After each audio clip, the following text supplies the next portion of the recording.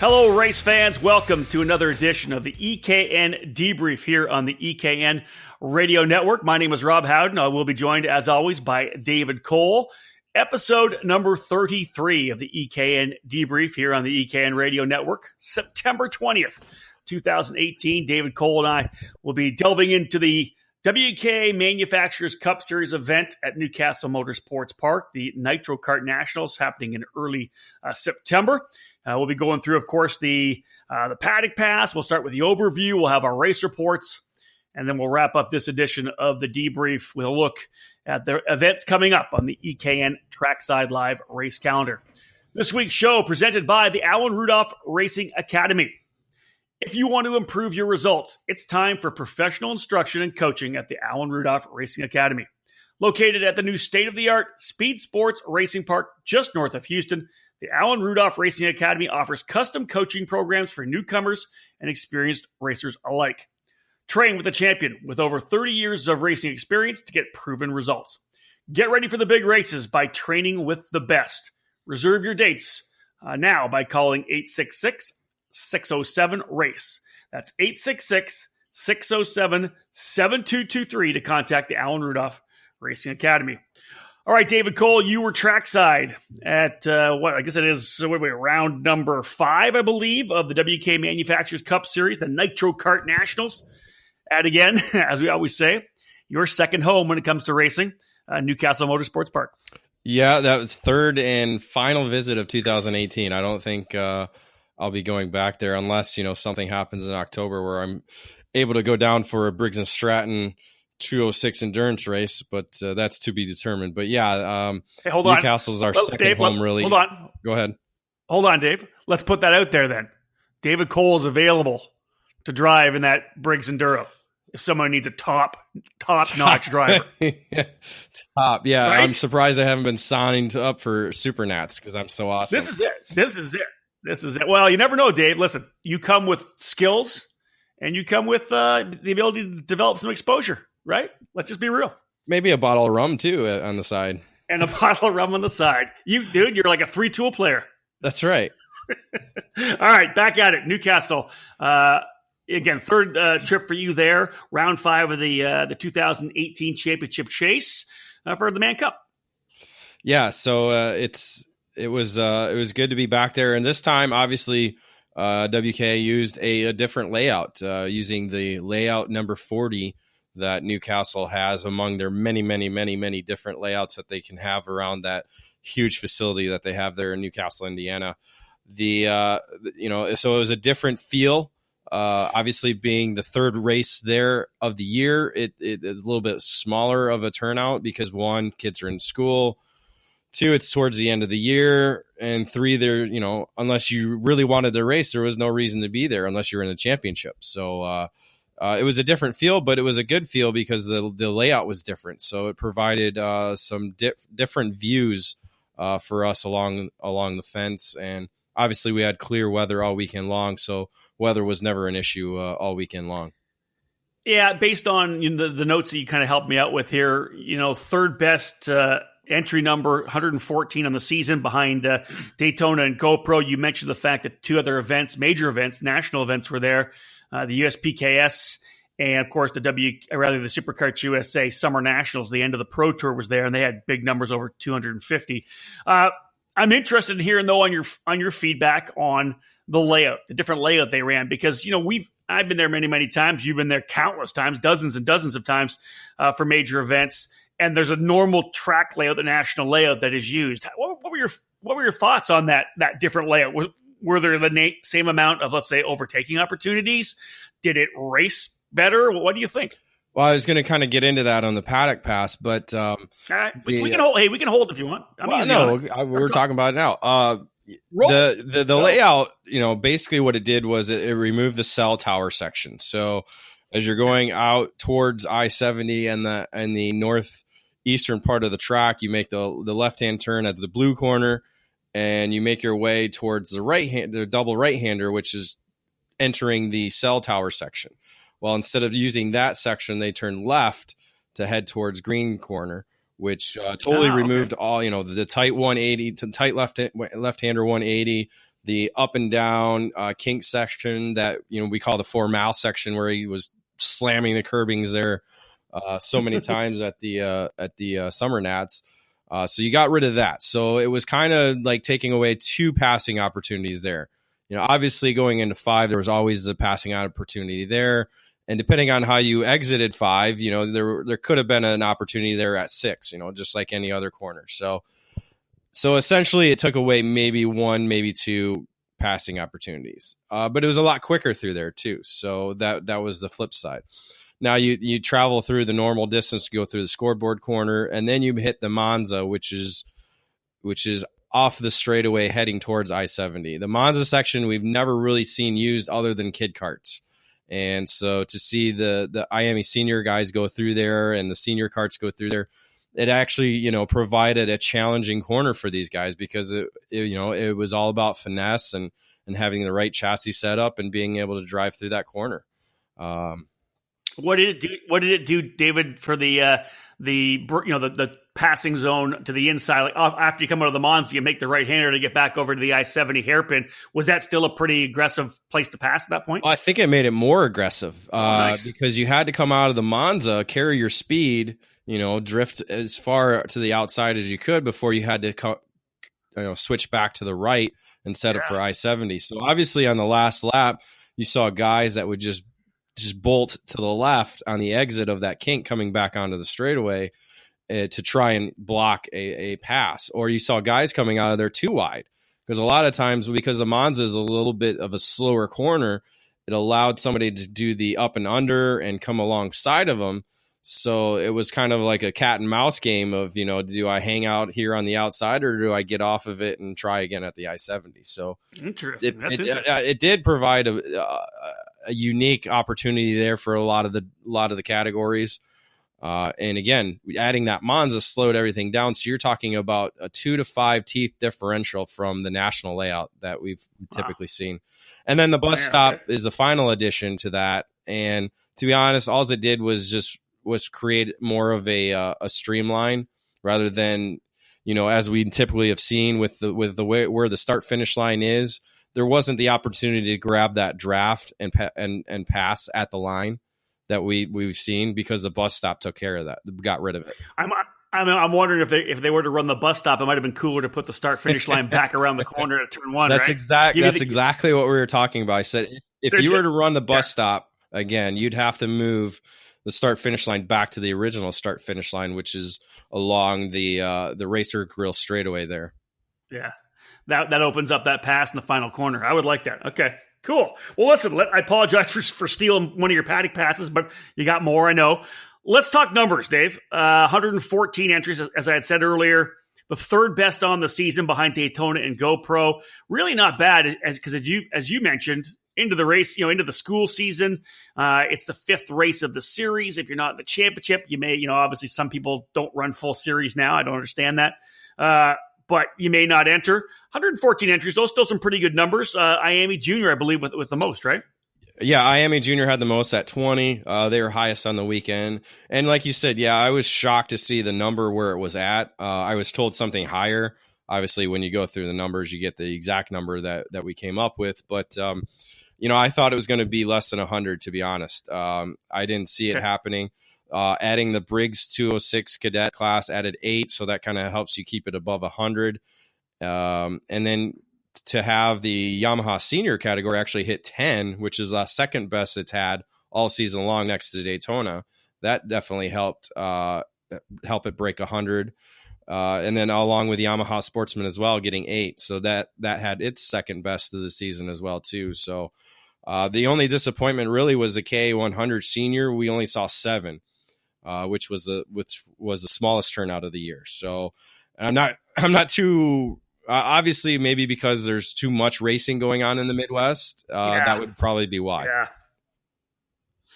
I just think there's just been so many races for these guys to get to, and as you get into September, people they're either back to school, they're done, they put stuff away. Maybe there's another big race they're going to do a little later on. Maybe the KA guys are going to go to the Super Nats instead. It's just there's so much racing, David, and we can talk about it, podcast after podcast, but now we're starting to see the residual results right here at the end of the season. Yeah, and you have people that are saving up for either a race coming up or even the Supernats. I mean, the Supernats is a hefty investment that some racers have to make, and with them adding the KA 100 categories, that could be one of the reasons why we didn't have that many KA 100s there. David, talking to some of the people you mentioned, at least in the notes you gave me, Briggs 206 Cadet, 8 drivers, as you said, good addition to make sure that they stuck over 100. But that's going to be a national class for 2019. And talking to some of the parents, some of the people in the industry, are they buoyed by the fact that 206 edition and the cadet level may be good for Man Cup next year? It's kind of hit or miss depending on where you go. You have again, we're not getting the local drivers coming out and racing. We didn't have any that I know of in the Briggs 206 class, and then maybe one in the Yamaha Sportsman. And you're talking about a track, Newcastle, that has tons of these cadet kids racing every weekend there. So again, it has to do with trying to bring in local drivers, but again, they don't have that urge that we used to have to race these national races because one, the expense is more, and two, because it's just they don't see it as something worth their time. That's a shame. And we'll see what happens with the WK Man Cup in 2019. They're going to come out of the box strongly in Daytona, but we'll see where they end up when the season gets underway. Folks, this is episode number 33 of the EKN Debrief. Rob Howden alongside David Cole as we break down the recent running of the WK Manufacturers Cup Series Nitro Kart Nationals at Newcastle Motorsports Park. After this break, David will come back. I've stolen one of the Paddock Pass notes from him, but he's got some more to give you. David Cole will give us some of the insight of what happened off the track at Newcastle Motorsports Park.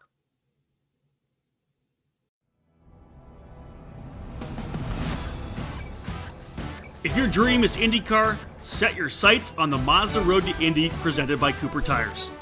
The first step of the ladder system is the Cooper Tires USF 2000 Championship powered by Mazda, which prepares young drivers for the calculated jump to the Pro Mazda Championship presented by Cooper Tires, where increased power, grip, and aero downforce fast-track your training. The final rung is the Indy Lights presented by Cooper Tires program. The last 4 Indy Lights champions will be racing in the Verizon IndyCar Series this year, so it's a proven formula. At all 3 levels, you will race at premier venues on the same weekends as IndyCar. Showcase your skills under the watchful eyes of IndyCar scouts and owners. Former karters fill the roster of Mazda Road to Indy graduates like Spencer Piggott, Gabby Chavez, Zach Veach, Ed Jones, and 2017 Indy Lights champion Kyle Kaiser.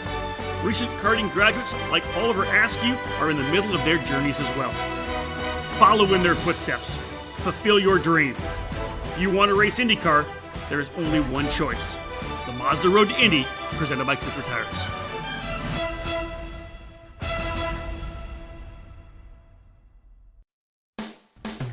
Hey everybody, this is Chris Wheeler, Director of Motorsports for Bell Racing USA. For the 2018 SCUSA Pro Tour, be sure to check out our partners PSL Karting for all of your on-site needs, from helmets, visors, accessories, and all hardware, so you can stay safe on the racetrack.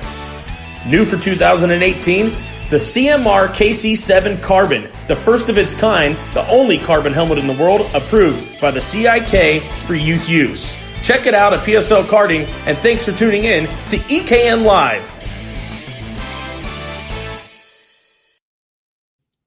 Welcome back to episode number 33 of the EKN Debrief here on the EKN Radio Network. David Cole joining myself, Rob Howden, here as we break down the WK Manufacturers Cup Series event at Newcastle Motorsports Park, the Nitro Kart Nationals, 114 entries.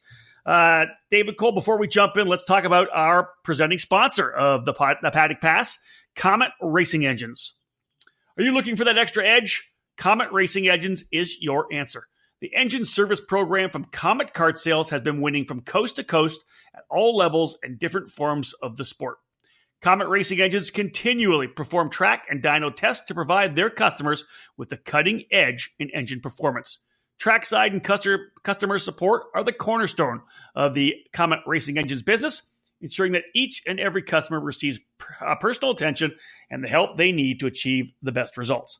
Contact the Comet team at cometcartsales.com or by calling 317-462-3413. All right, D. Cole, let's jump into the paddock pass, talk a little bit about what was going on in the paddock. I know there's lots going on there at Newcastle. There was, like I said, the first item on my topic was the layout, and to kind of get the driver feedbacks from, some were for it, some were didn't really approve of it. If you like the cell tower section, they were kind of against it. But some of the younger category drivers, they like the Monza section because that's a corner that's not very seen very much with banking and the tight radius of the corner. So it's not something you see typically at a lot of the tracks that we go to. Well, so many races there, right? I don't want to say you kind of get bored with the track, but it's nice to do something different. I love different layouts. I know that my club track here in Canada will have a night race, or we do a backwards race, whatever it may be. And that track isn't, the track that is my home club doesn't have there's not a lot of different ways to drive around that track. It's small. So I like the opportunity to do something a bit different, but I can see that if some guys like a particular part of the track where they may be very good at, they may be a little bit more hesitant to push doing that more often. Definitely. And that's the great thing about Newcastle with the many, many different layouts that it has. GoPro's kind of the same deal where they don't have very many layouts there yet. It's one of those tracks that everybody wants to go race at. Or, Badger just finally added that new section last year to its facility. So now it has different multiple layouts that they can run. So I think, in designing a track, I'm sure Speed Sports has a couple different layouts they can run. A lot of these newer tracks, they should look at this option of being able to run because, Cal Speed, another example of many, many different layouts. It keeps things different. So that way it's not the same old. I mean, yes, you like going to the same place, but you need a little bit of a change here and there, maybe a little bit of scenery change or a little bit of a layout change. So, David, you can eat hamburger and fries every day, but sometimes you got to throw pasta in there, right? Sometimes you got to throw pizza in there. Well, and if you go to different hamburgers, even just a slight change. I'm telling you what, the difference between McDonald's and Wendy's is huge, huge. Yes, it is, and that it's what? It's a bus stop. That's all it is, right? The bus stop is between a Wendy's burger and a McDonald's burger. No. They're two totally different burgers. Wow. All right. It's like a backwards burger then. Yeah, I would say it's like going from a Monza to just a flat 180. Yeah. All right. Okay, I get that. All right. What else we got in the paddock pass here this episode? So Friday and Saturday during the weekend, the Indiana High School State Championship for Electric Karting Series actually took place in the oval far east section of the racetrack. I didn't really understand what was happening until Saturday when I saw that they were actually racing. I thought they were just kind of there. Some schools were just there doing some practice laps on Friday, but on Saturday I actually saw them racing and doing podium celebrations. I didn't really have time to go check it out, but I did see some of the carts sitting around there, and it's really cool to see karting being part of school Yeah, education. I love that. So that's really cool. Again, people who have followed kind of the blog that Deskins is doing on our website can kind of learn more about what the Electric Karting Series program is, the EVGP program, which runs every year at the Indianapolis Motor Speedway in May. So that alone should be one reason to get your high school behind it. Yeah, have a look at the blog. Nicholas Deskins is doing an EV project, an electric kart project. He was working with Cambrian Karting. They donated a chassis for him, and he's been putting this thing together, the engine mount and getting the batteries situated on the kart as well. Search that on ekartingnews.com. It's Nicholas Deskins, his EV kart project, really cool.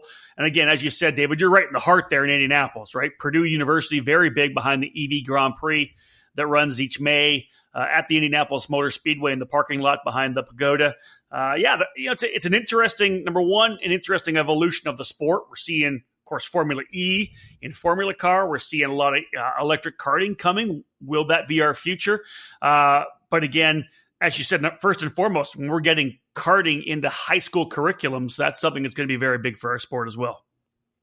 It will be. And like you said, it'll be interesting to see how it's incorporated into competition karting that we're at right now. Well, I think the technology is going to keep improving. Battery size, obviously, battery life, one of the biggest things. But that's another story. We'll put together a story on where the electric kart world is in the off season to kind of bring everybody up to speed. But David, let's go back to the Manufacturers Cup. Let's talk more about some of the competition that happened trackside. Well, one of the big stories on the weekend was substitution drivers. They played a vital role in the KA 100 senior category and the IME senior. Brandon Jarzakrak, Money as we all know him, filled in for Blake Hunt, who suffered a broken collarbone in a mountain bike incident the weekend before.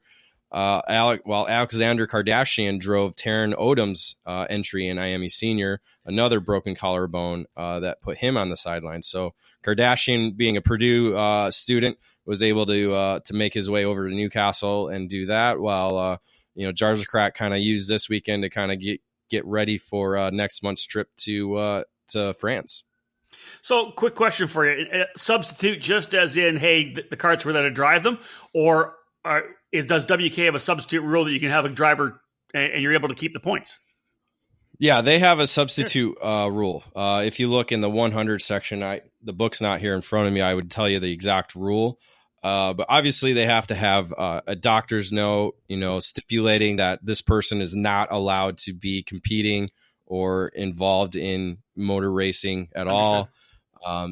So obviously a broken collarbone. We've seen this happen before. 2013, I believe it was Brandon Lemke racing in cadets at that time. I think it was his last season in cadets. Broke his collarbone at a race at Badger Kart Club. And I believe a week or two later was the WK race at Pittsburgh. Well, he asked now Red Bull driver Neil Verhagen to substitute for him. And so Neil's performance at Pittsburgh helped Lemke go on to, I believe, win 3 championships. Wow, that's really cool. Okay, all right. So Jarzakrak in for Hunt, Kardashian in for Odom. That's I know we'll talk more about that because they both had pretty good weekends. What about racing overall? If I were to ask you, say, hey, how was because racecraft, David, clean racing, rough racing, bad racing has been a topic all year long. What were your thoughts on racing at Man Cup? Well, again, we had the 114 entry numbers, so anytime you don't have big entry number classes, it's easier to not police, but easier to observe and see the type of racing going on. And for a lot of drivers, it takes away that opening corner chaos that we always typically see with big fields. So, overall, I would give it probably a B+ because, there was some very clean racing throughout the weekend, nothing too serious. The one serious issue that we had was a hard flip during Sunday qualifying with Adam Brickley, who, believe it or not, broke his collarbone, which is probably the most common injury that we do have in the sport. And just one of those things where 2 karts got together and over he went. So, we obviously wish him the best in his recovery as he hopes to race at the Super Nats here in November. But, again, the clean racing happened without any pushback bumpers. So again, WK is moving to pushback bumpers next year. I really didn't see that. And I still don't see the need for it in WK competition. Well, you know what? We'll cross our fingers that, couple years usage of the pushback, and we'll be able to maybe not have to use that, be able to go back to straight racing if we're really able to kind of clean up the epidemic. But to see some pretty clean racing without the pushback, even though not massive fields, as you said, David. Again, we'll watch. We'll see what happens next year. WKND going to the pushback bumper for 2019. Folks, heading into another commercial break. Stick with us. When we get back after this little break in the action, David's going to start rolling through the race report. We'll talk about who was good, who won races, and I'm sure David will throw a little bit in terms of the championship as well, as one more race remains of the WK Manufacturers Cup for 2019. Stick with us. More to come here on the EKN Debrief. With over 35 years of manufacturing experience, Precision Karting Technologies is the leader in American-made components. We produce high-quality products, led by our full line of chromoly and mild steel axles. Metric or imperial, standard or custom, we have what you need. Collars, keys, bearings, we're the source for axle components in the USA. We're not just axles either. At PKT, we can manufacture motor mounts, hubs, brake rotors, and even GoPro mounts. We're also the choice for axle and chassis straightening. We've designed a dedicated table for the sole purpose of straightening and laser aligning your chassis. If needed, we have the capability to cut, replace, and weld portions of your chassis as well. Big crash bent your frame? Send it to us. Broke a spindle yoke off in a wreck? We can replace it. You don't need to toss that expensive frame in the trash bin. We can fix it. We can repair and straighten chassis, and we CNC machine the finest karting products in the country. With over 70 dealers throughout the US and Canada, it's easy to choose PKT. Family owned and operated, proudly made in the USA. PKT. What's in your cart? Introducing ePartrade, electronic performance and racing trade.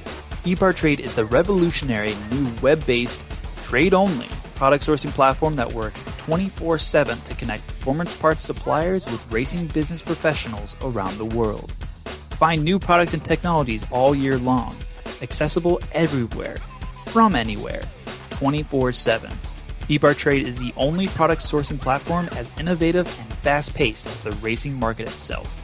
ePartrade is the fastest, most efficient, and cost-effective way to introduce new parts and services to the worldwide racing trade while they're red hot, allowing builders, race teams, retailers, engineers, and other verified racing businesses to access them from anywhere in the world, day or night. The world is changing, and we're changing with it. Welcome to the future. ePartrade, the global online platform for the performance and racing industry. Visit us at www.epartrade.com, or you can reach us at 323-870-9300.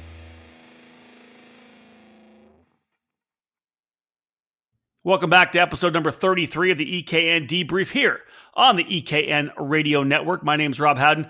David Cole was trackside at Newcastle Motorsports Park for the Nitro Kart Nationals, round number 5 of the WKA Man Cup. We're going to jump into the race report here. David's going to fill us in on all the action that took place in Newcastle, Indiana. Today's race report brought to you by IAME USA. IAME USA is the importer and distributor of the hottest two-cycle engine program in American karting, featuring the X30, KA100, and Swift engines, which can be found at club, regional, and national racing events from coast to coast. IAME USA's dedication to quality and customer service is second to none.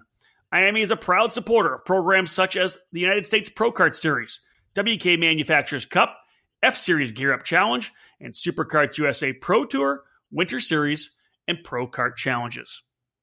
All right, David, let's head into it. Let's go full bore into the race report here. Let's start up with IAME Senior. Austin Garrison has all but locked up the IAME Senior title with his 5th and 6th wins on the year. Garrison ran second throughout the weekend to Kardashian, who again was subbing for Taryn Odom. In both finals, Garrison turned up the wick to lead and win the races. Kardashian ran second to him both days, earning the best results for Odom's championship credit. So obviously a good overall weekend for him. Obviously a different of a change going from the top cart to the comp cart. So that was a interesting move. Hometown driver Mick Gabriel won the battle for third on Saturday, with local driver Matthew Maccabee placing third on Sunday. Garrison really getting the job done with the Fullerton cart as well, isn't he? He's showing definitely the ability, the pace of that chassis. Yeah, him and Richard and Lance McGrew. Yes, Lance.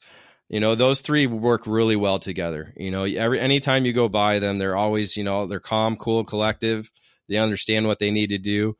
I was kind of giving Garrison a little elbow with qualifying effort, because I said that's something you guys got to work on. He said, "Yeah, I wasn't quite able to get the cart where I wanted it to be." So It'd be really cool to see. It's going to be interesting to see what Garrison does moving forward after October in the finale. What's he going to race at Supernats? Is he going to race at Supernats? We know he does a lot of work with Formula Works out in California. He does a lot of driver coaching. He says he's working this weekend with Blair Hosey at Texas Pro Kart. So, it's going to be interesting to see what Garrison does moving forward after this year. Interesting. Okay. All right. Let's jump into the KA 100 category. And, if you're gonna throw the term super sub on anybody, I think Brandon Charzacrack could be a pretty good guy to sub in if you're not able to make a race. Yeah, super sub could be the word. Brandon came in, obviously having KA 100 experience last year, racing USBKS, came in and did well for Blake Hunt, earning both victories. He found his rhythm, wasn't quite up to speed, but found his rhythm towards the end of Saturday, winning Heat 2 and leading most of the final on Saturday for the victory. Top qualifier, Emery Lida, finished second with Heat 1 winner Colin Neal, keeping the pressure on throughout the distance, placing second and third. Sunday was a sweep by Jarzacrack, keeping it on P1 throughout the day, going wire to wire in the final with Lida right there on his bumper. Had an opportunity to get by him, but just kind of overshot the breaking point and wasn't able to keep the position. But was able to hold on to second while Neal made it a duplicate of Saturday's podium in third. Nice. And again, you know what? For Colin Neal and Emery Lida to be able to battle it out with Jarzacrack, the bottom line is the guy's top 2, top 3, top 5 guaranteed in terms of tag drivers in this country. So if you're going to be able to run with him, you've shown you got some pace, I think. Would you agree? Yeah, Lida is really growing into a better driver throughout the season. Nice. Obviously, being GoPro, his home track, he was good there. But he made grounds up at Pittsburgh and Norway, got better and better. And then as you said, to be able to run with Jarzacrack and Neal all weekend long and have the ability to actually win both of the finals is really good for the senior rookie. Moving on to the Yamaha senior class, I believe, David. It's been really cool to see Ashley Rojero, who a young lady who we've watched race for many years, race winner, championship, easily one of the top female karters probably I've seen in my 25 years doing this, if not one of the best. Tremendous driver. She's been working with Nick Tucker at the Nitro Kart program a little bit, working with the kids, but getting a chance to get back behind the wheel in WK. She hasn't run WK in a while, and in a prototype kart for Nitro as well. Talk about that a little bit, because I think that's kind of intriguing to see her, number one, back racing, and then on a prototype chassis. Yeah, I didn't get the information on the chassis itself until after the weekend. Because again, the steering wheel said Parolin, so I just assumed, okay, well, they just pulled a Parolin out of the garage. But Nick Tucker from Nitro Kart contacted me and said, yeah, no, this is something we're working on with Parolin to try and to build to manufacture a senior size kart. So this is kind of their step forward in that direction. And to put a driver in like Ashley Rogero, that's a pretty good move, because again, her results speak for themselves, and to come out and to win both days in the Yamaha class was pretty good, because again, both days she beat Matthew Maccabee. Maccabee is a local driver, thousands of laps there at Newcastle, especially in the Yamaha category. So both days were photo finishes, 84 thousandths of a second on Saturday to 65 thousandths of a second on Sunday. So, the two were very, very close all weekend long. Blake Korth ran third on Saturday with Hunter Perry winning the third place battle on Sunday. I find that really interesting. The whole prototype chassis, designing new karts and testing them. I always find that intriguing, and to see Nitro Kart kind of getting ready to, I think, expand from what they've done.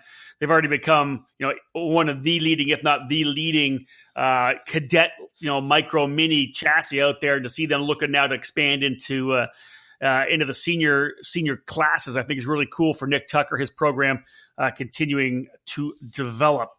David, let's move on now into IAME Junior. Well, IME Junior, again, one of the biggest classes of the weekend, and one of the three classes that we did not have a double winner. So Luca Mars and Garrett Adams put on a great show in the Saturday final.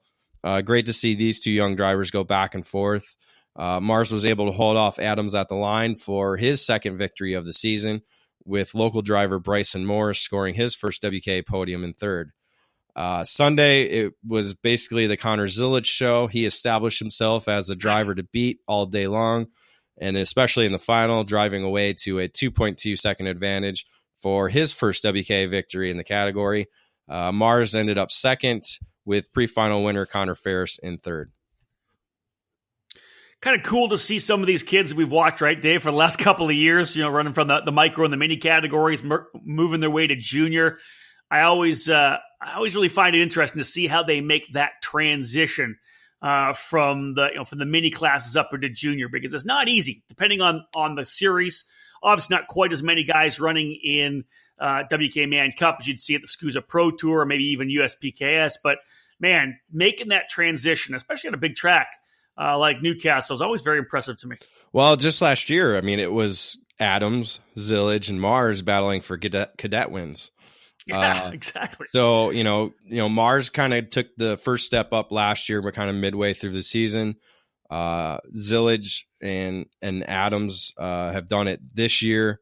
Adams at Newcastle being his home track, it definitely helps him feel more comfortable. I'm sure when we see him at other tracks as we move along on the year next year, he'll probably be even better. So yeah, like you said, these guys, it's funny to see how one weekend it's the small little guys that are doing really well, and the next weekend it's the tall big guys that we see that dominate. So I guess it goes from track to track to see who's better than the other. In that category, IME Junior, talk about Josh Green. I know he came in as the point leader. Yeah, there's again one of the tall guys. He just kind of struggled all weekend long. Didn't seem to quite have the pace to even eclipse the top five, running 7th and 8th in both of the finals. So that definitely is going to tighten up things in the standings as we go to GoPro. So that will be the category to watch championship wise throughout that weekend. All right, let's cap off this first half of the race report, again brought to you this particular episode by IAME USA. Let's cap off, David, with the guys in the Yamaha Junior class. Well, Caden Worf basically has the title in hand thanks to his 6th and 7th win of the year. Saturday, he went from 0 to hero. A wreck in the opening heat race kind of forced him to drive from the back to the front, and he did so in the final, holding off Garrett Adams for the victory, with Luca Mars running in third. Sunday was a great battle at the front. Everybody was going back and forth. Worf was able to hold off Ian Quinn by 66 thousandths of a second at the line for the victory, with Tyler Ferris coming in a close third.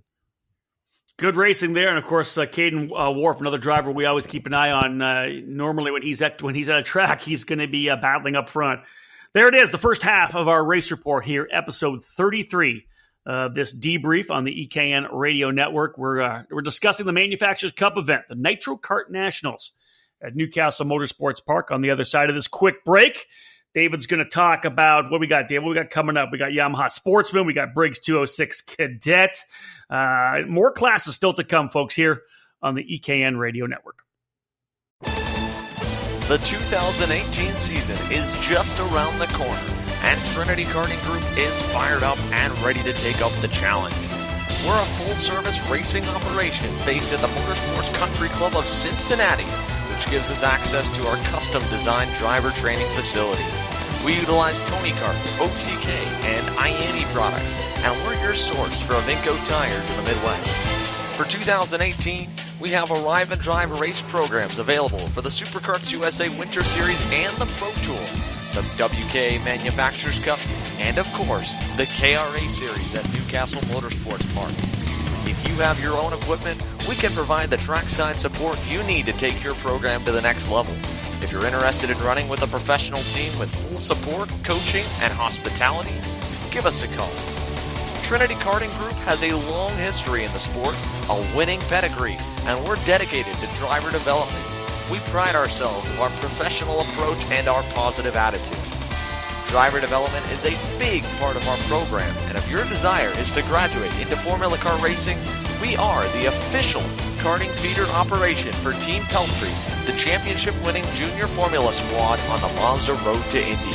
If IndyCar is your ultimate goal, we can help pave the way. Let us build a custom race program for you. If you're new to the sport or a seasoned pro, we can take care of your kart racing desires. Give us a call at 513-421-4463 or check us out online at trinitykartinggroup.com.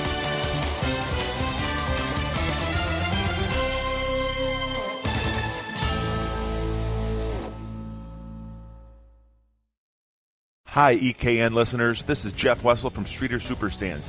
When it comes to lifts and stands for your carts and the largest selection of shop and trailer accessories, we know all about building and giving you the best.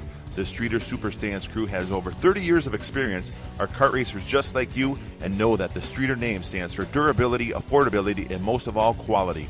We're the original and genuine manufacturer of Bigfoots and stacker stands, and we build them right here in the USA, along with our best-selling Streeter Superlift, upright stands, and an ever-growing roster of shop and trailer accessories to outfit any trailer or garage. While some guys pretend to be number one, we prove it every day, every race. Racers demand the best, and Streeter Superstand builds it. Check us out at streetersuperstands.com. When it comes to the best in lifts, stands, shop and trailer accessories, and all the cool necessities to make your race day easy and organized, it's all at streetersuperstands.com. We innovate, not imitate. Roll with the best right now at streetersuperstands.com. Welcome back to the EKN Debrief. David Cole giving us his insight into the recent WK Manufacturers event at Newcastle Motorsports Park, the Nitro Kart Nationals. Again, the race report today brought to you by IAME USA. David, let's jump into the next category and talk about the return of Matteo Rubio Luengo. Yes, Matteo. He actually missed the Norway weekend, so he came back, this time racing aboard the Parolin with Jim Russell Jr. Karting. Matteo won in Daytona. It's kind of been a front runner all season long, and actually missed Friday practice, but qualified in P1 Saturday morning in his only second session on the racetrack. Jeremy Fletcher came through, though, to win both heat races. However, Matteo fought back to lead the final lap, edging out Brent Cruz by 57 thousandths of a second at the line, with Fletcher settling for third. Nice. So what is this? Is this Mini? Is this Mini? Yeah, Swift sorry, Mini Swift. Yep. So, So Matteo and Cruz battled it out once again Sunday on the final, with the result ending up being the same, as Matteo won his second on the weekend. Cruz ended up finishing second. Top qualifier Logan Adams lost the draft to the top two, but managed to hold on for third for his second podium of the season. Nice. You mentioned Brent Cruz and Logan Adams, obviously running there in the Mini Swift category. I know they were racing as well in the Yamaha Sportsman class. And in following what you were posting up, of course, onto the EKN social media during the weekend, I was up at Canadian Tire Motorsports Park, and I was kind of following, on Twitter, just to find out who was doing well. And I guess Cruz and Adams very good in Yamaha Sportsman, as I saw. Yeah, the two drivers split the victories on the weekends on the weekend in that category. They fought for the victory on Saturday, with Cruz reaching the checkered flag first by 55 thousandths of a second. Again, the bus stop still provides the close finishes, but it wasn't the photo finishes we're really used to, where they start the maneuver before the bus stop, where that's right. Where here you had to wait until you got through the bus stop to pull out to try and pass. So question for you, were you pulling out to the outside, or did you have to pull up and go back to the inside? Well, again, it depended on which way the front driver went. True enough. If he stayed to the inside, you had to go to the outside. If he went to the outside, you'd go to the inside. So it was a chess game. What was the favorite? Was it were guys wanting to keep to the? Yep. I think if you try to keep to the inside, you'd probably lose too much momentum. What was the key? What was the primary? It's flat out through there, so it's not a lot of momentum that you're losing. So again, the bus stop really didn't do anything except just kind of make people play follow the leader. I understood. So if they would have moved it to the old start finish line, we would have had probably even closer finishes, or if not more wild finishes. Yeah, exactly. More carnage potentially. Right. So the two squared up again on Sunday. This time Adams was able to fight off Cruz for his second victory of the season.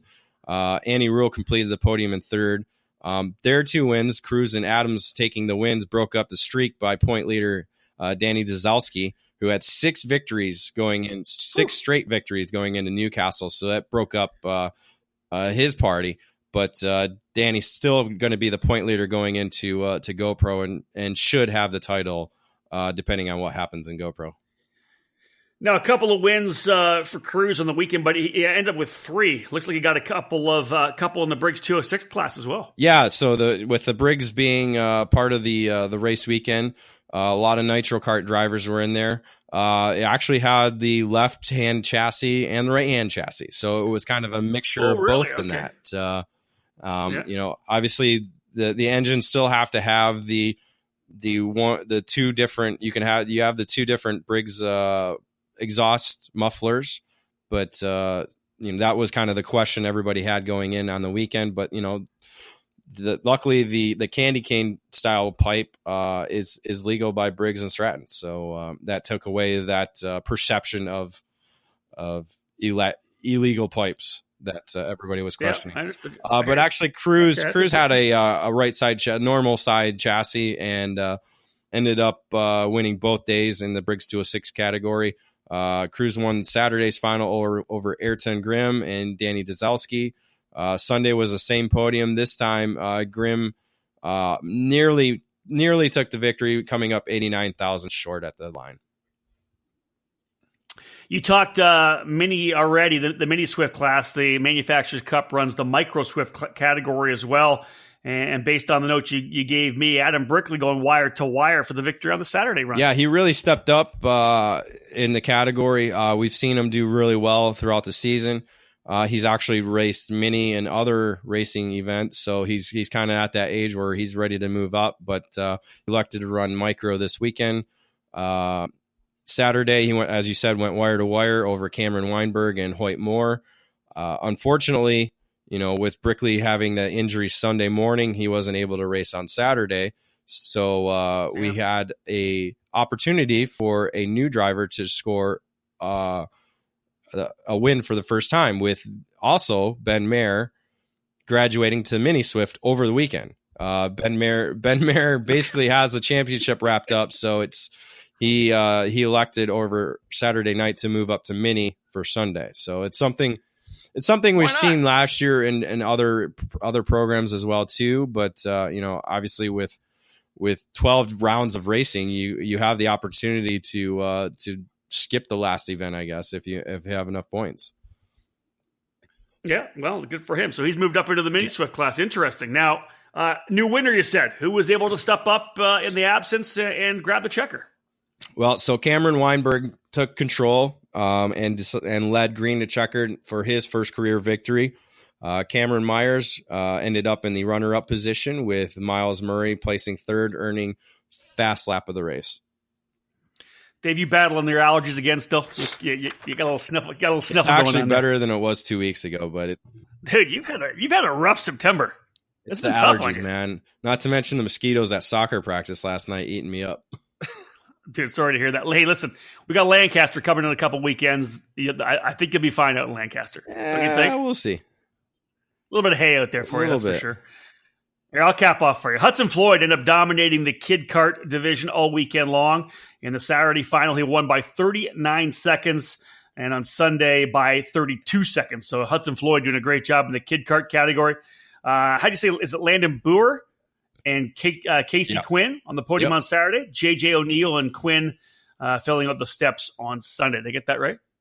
That sounds about right. All right, man. Well, there's the race report, folks, from David Cole. A lot of good info there about the WK Manufacturers Cup. Of course, that program not quite done. One more race in late October at GoPro Motorplex in Mooresville, North Carolina. We'll cap off this edition of the Debrief. Dave will have just a couple more final thoughts. But talking about schedule, let's jump in now to the EKN Trackside Live race calendar for the remainder of the 2018 season. This edition of the calendar brought to you by K1 Race Gear. Since 2003, K1 Race Gear has been a one-stop shop for all your indoor and outdoor karting needs. From racing shoes, suits, and driving gloves to chest protectors, rib vests, accessories, and bags, K1 Race Gear provides quality karting products for the enthusiast and professional alike. Visit K1RaceGear.com today and get everything you need for your next racing outing. David, jumping into the EKN Trackside Live race calendar. Only 4 more races to go for the remainder of the season. You'll be at 3 of them. I'll be at 2 of them. Let's start with this coming weekend. What day is it today? It's the 20th, right? Yeah, Thursday, the 20th of September. I leave tomorrow morning, Friday morning. I'm heading to DFW, back to Dallas Karting Complex. Final round of the Texas Pro Kart Challenge in Caddo Mills, September 22nd, 23rd. Practice on Saturday, race on Sunday to cap off the season. And then after that, you and I head back down to the Southwest, David. The streets of Lancaster Grand Prix. Always an awesome time in Lancaster, California. It is. It's one of those street races that just continues to get bigger and bigger. The city of Lancaster, obviously co-promoting in the event with Superkarts USA. It's the finale for the California Pro Kart Challenge, so a lot going on that weekend. Even night racing, we get to watch shifter karts and tag karts under the lights, and then watch the locals make fools of themselves in rental karts. That's so much fun, though. I love the Battle of the Boulevard. Now, just picked up my phone here, David. I know we're kind of long range out, like 10 days. Friday and Saturday at Lancaster, 96 and 95. So not the over 100 that we've seen before, but we're still going to have to stay in the shade so we don't burn down the laptops, right? Yeah, I was going to say ice on the laptops. Yeah. This weekend, though, in Texas, I said I'm going to the Dallas Karting Complex. I'm bringing the rain suit, just so you know. Potentially looking for rain on both Saturday and Sunday. We'll hope. What do you mean rain suit? You're going to be under the awning or wherever they have you. You might even be in the scoring tower for all I know. Who knows what's going to happen? Listen, you're not going to be. You won't be out in the elements. The rain guaranteed. could be coming in from the side, David. Come on. If only it would have rained in Amarillo, that would have been awesome. Yeah, that would have been it. Well, you know what? It was 106 degrees, so I would have taken some rain. I would have worked from the inside of my rental car. That would have been perfect. All right, let's wrap things up here. So after Lancaster, Dave, you got a month off, which is good. I got 6 weeks off. Well, by off, I mean I'm not going to any races on the weekend. We're of course still working like crazy here, doing podcasts here at EKN World Headquarters. But October 26th, 27th, 28th, we just talked about the Man Cup round number 5. You'll be at round number 6 at GoPro Motorplex. Still some championships up for grabs, but GoPro, just always a great place to go to.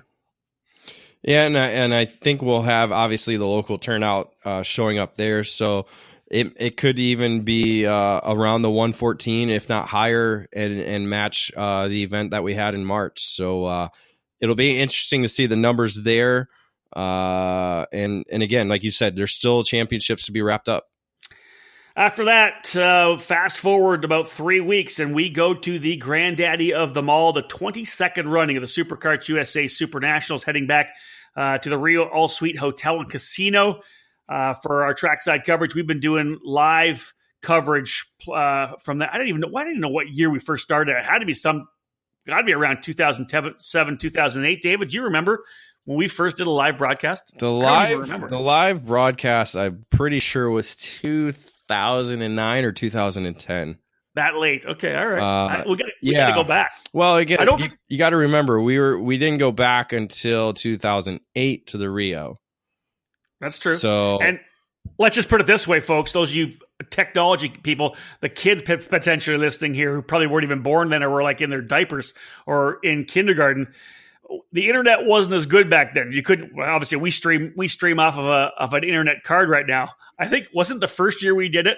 I had to rent the emergency satellite that they drop shipped at the track. We had the full satellite to be able to stream that. That was wild, but technology's changed since then. It certainly has. It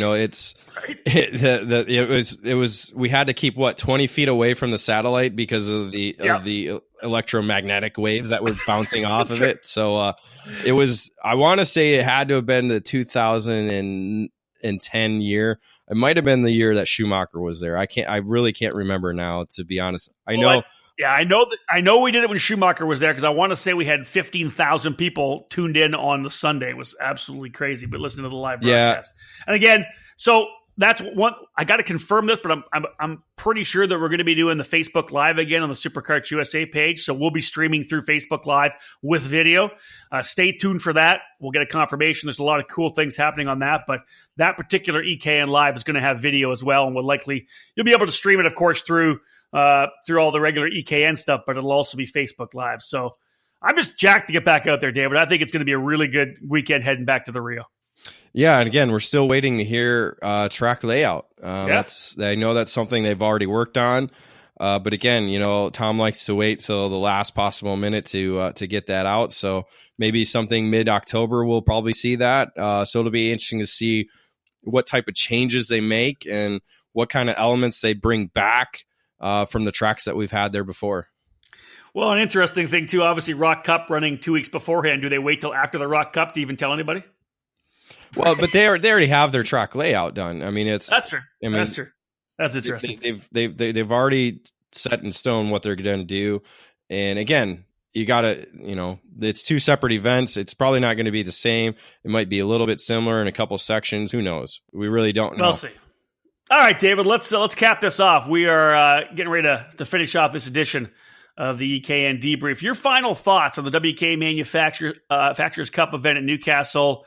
Again, different layouts, championship on the line, but as you said, decent numbers. What were your thoughts overall to wrap up this debrief? Yeah, 3 points to kind of wrap this up. The new layout was very interesting. It took away a couple elements, but it brought in a couple others. To me personally, like I said, the one thing I would change from that layout would be to move the start-finish line back to the original. I think we would have saw some even more interesting finishes than what we did see. Second point, chassis breakdown. Nitro Kart earned 5 victories in the 4 cadet categories that there is. Parolin took home 4 victories. Kart Republic took home 2. Fullerton 2. Top Kart 2. Tony Kart 2. Bennick 1. So a good diverse chassis breakdown for the victories on the weekend. Okay. And again, championships are set up for the final 2 rounds at GoPro in October. So some championships are decided already. Some are going to probably go down to Sunday afternoon.